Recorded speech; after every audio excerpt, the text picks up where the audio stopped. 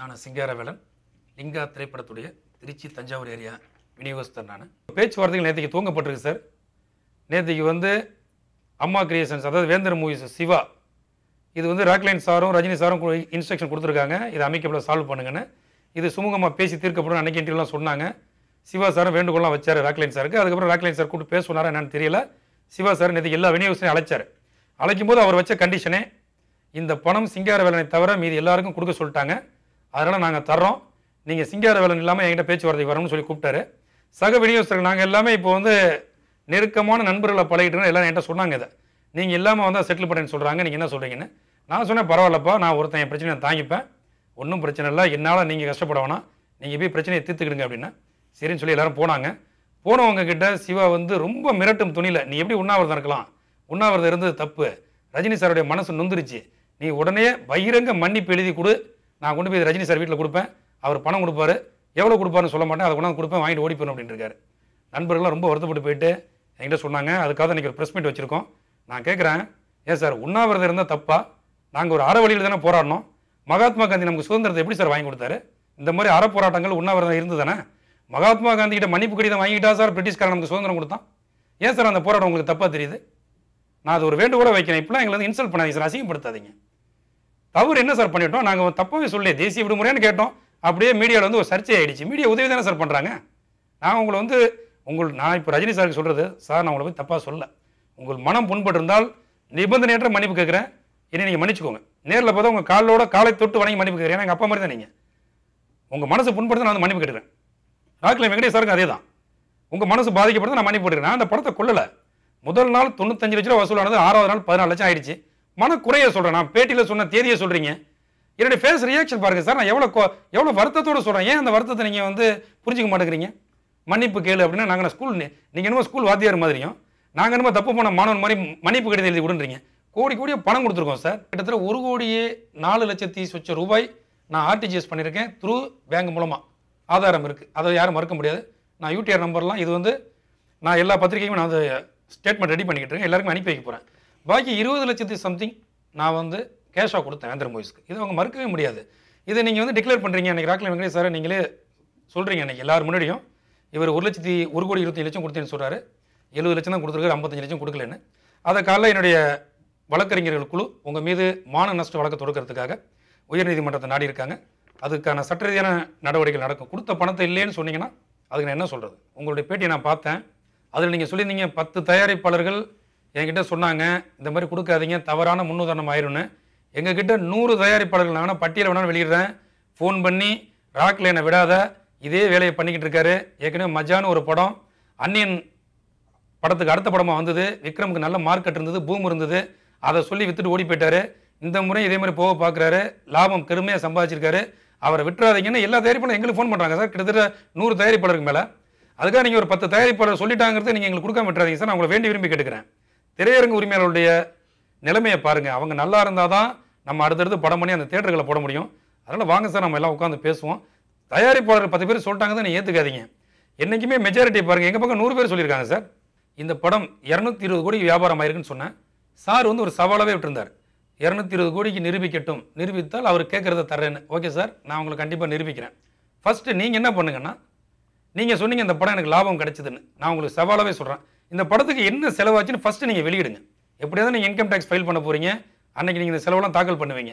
நீங்கள் இன்றைக்கி மீடியா முன்னாடி இவ்வளோ எனக்கு செலவாச்சு, நான் ரஜினி சாருக்கு இவ்வளோ சம்பளம் கொடுத்தேன், கேஎஸ் ரவிக்குமார் இவ்வளோ கொடுத்துருக்கேன், ரகுமானுக்கு இவ்வளோ கொடுத்துருக்கேன், ஷூட்டிங் டேஸ் எத்தனை நாள், இவ்வளோ செலவாயிருக்கு அப்படின்னு நீங்கள் ஃபஸ்ட்டு கணக்கை வெளியிடுங்க. நான் அடுத்த நிமிஷம் உங்களுக்கு 220 கோடி எந்தெந்த லாங்குவேஜில் எவ்வளோ கிடைச்சது நான் சொல்கிறேன். இப்போ உதாரணத்துக்கு தமிழில் நாங்கள் வாங்கின ஏரியா கணக்கெலாம் சொல்கிறேன். வேந்தர் மூவிஸ் மட்டும் 65 கோடி ரூபாய்க்கு வாங்கியிருக்காங்க. வெளிநாட்டு உரிமை 35 கோடிக்கு 100 கோடி ஆச்சு. லலிதா ஜுவல்லரி விளம்பரம் போடுறது, லலிதா ஜுவல்லரி மட்டும் 5 கோடி ரூபாய், அதில் 4.5 கோடி ரூபாய் கை மாறிடுச்சு. இப்போது 105 கோடி ஆச்சு. தமிழில் சேட்டலைட் உரிமை ஜெயா டிவி வாங்கியிருக்காங்க. அது என்ன விலைக்கு வாங்கியிருந்தாங்க அவங்களுக்கும் தெரியும், இது வந்து யாரும் மறைக்க முடியாது. எங்களுக்கு கிடைத்த தகவல் 36 கோடி ரைட்டு. இப்போ பார்த்தீங்கன்னா தமிழை கூட்டினாலே 141 கோடி ஆயிடுச்சு. இதுக்கப்புறம் தெலுங்கு இருக்குது. தெலுங்கில் எந்திரன் படம் 50 கோடி ரூபாய் வசூல் பண்ணிச்சு. ஒரு படத்துக்கு நீங்கள் ரேட் எதை வச்சு ஃபிக்ஸ் பண்ணுறீங்க? அதுக்கு முந்தைய படம் கலெக்ஷன். அப்போ தெலுங்கில் நீங்கள் என்ன ரேட்டு சொன்னீங்க? 32 கோடி சொன்னீங்க. உங்கள்கிட்ட கடைசியாக எவ்வளோ கேட்டாங்க? 27 கோடி கேட்டாங்க. நீங்கள் கொடுக்கல, நீங்களே ரிலீஸ் பண்ணீங்க. அப்போ 32 கோடி தான் சார் கணக்கில் வச்சுக்கிறோம். நீங்கள் 32 கோடி பொறுப்பு ப்ளஸ் தெலுங்கில் சேட்டலைட்டு அது என்ன விலைக்கு விற்றீங்க உங்களுக்கு தெரியும். கன்னடத்தில் எவ்வளோக்கு போச்சு, எத்தனை கோடி போச்சுன்னு தெரியும் உங்களுக்கு. ஹிந்தியில் எவ்வளோக்கு போச்சு, ஹிந்தி சேட்டலைட் எவ்வளோ போச்சு, கேரளா எவ்வளோக்கு போச்சு, கூட்டி பாருங்கள். 220 வருது இல்லைன்னு உங்களுக்கு தெரியுமே.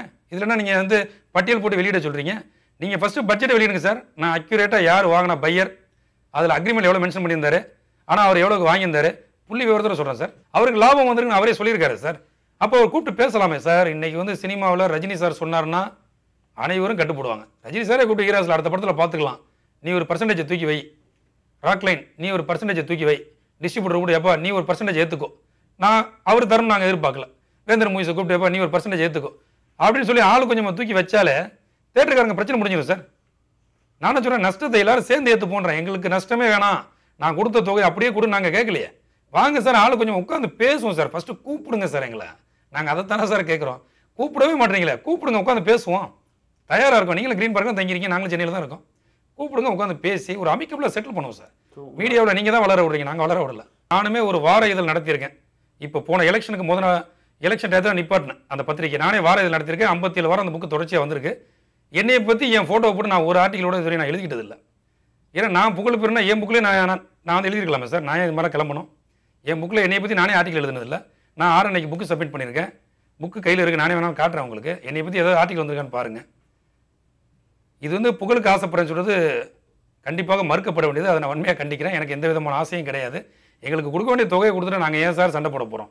ரஜினி சாருடைய பிறந்தநாள் டிசம்பர் 12, அதே நாளில் ரிலீஸ் பண்ணணும் எந்த விதமான அவசியமும் கிடையாது. அதை தான் நான் வந்து ஒரு குறையாக சொன்னேன். இது என்ன ஒரு தேசிய விடுமுறையா, இந்த தேதியை போய் சூஸ் பண்ணியிருக்கீங்கன்னு சொல்லிட்டு அதை கூட பாதி பேர் திருச்சி சொல்லிட்டாங்க.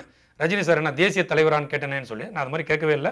நீங்கள் எவ்வளோ வீடியோ பார்க்கலாம் சார். அதில் வந்து நான் சொன்ன குறைன்னு சொல்கிறீங்க. எவ்வளோ ஆதங்கத்தோடு பேசியிருப்பேன் அதை நீங்கள் தயவு செஞ்சு பார்க்கணும். எவ்வளோ எங்களுக்கு மன வலி இருந்திருக்கும். அந்த உணர்ச்சி ஏன் சார் யாரும் புரிஞ்சிக்க மாட்டேறீங்க? ரஜினி சார் அசிங்கப்படுத்தணுங்கிறது எங்களுடைய நோக்கம் கொஞ்சம் கூட கிடையாது. நான் முக்கியமாக அவருடைய ஃபேனு. நான் சவாலாகவே சொல்கிறேன், எந்த டிவிக்கு வேணாலும் வர்றேன். ரஜினி சாருடைய படத்தை சொல்லுங்கள். அந்த படம் எந்த வருஷம், எந்த தேதியில், எந்த பின்னணியில் வெளியானதுன்னு அதோட முழு கதையை நான் சொல்லுவேன். அந்தளவுக்கு ரசிகன் நான். உண்மையிலே ரஜினி சாரை போய் தப்பாக சொல்லவே மாட்டேன். அந்த ரிலீஸ் ஆன தேதியை வந்து நான் கொஞ்சம் குறையாக சொன்னேன். அதன் வழியே வேறு ஒன்றுமே அங்கே ஒன்றும் தவறு நடக்கலாம். இப்படிலாம் ஆகும்னு சத்தியமாக எங்களுக்கு தெரியாது. நான் இதை வந்து நாங்கள் எதிர்பார்க்கவும் இல்லை. இது ஓடி போய் நெகட்டிவ் ஆகி போச்சு.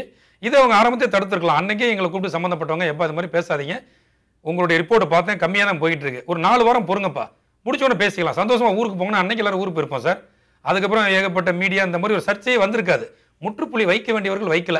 நான் நெகட்டிவ் பப்ளிசிட்டின்னு சொல்கிறேங்களா சொல்கிறேன், நான் பண்ணதாக சொல்கிறாங்க சார். இவங்க நினச்சது அதை பாசிட்டிவாக மாற்றிருக்கலாம். நான் வந்து அந்த குழந்தையை கொண்டுட்டு தான் சொல்கிறாங்க. சத்தியமாக நாங்கள் கொல்லலை. 6வது நாள் அது வந்து பிணமாக தான் இருக்குது. செத்த பாம்பு எத்தனை தடவை அடிக்கிறது?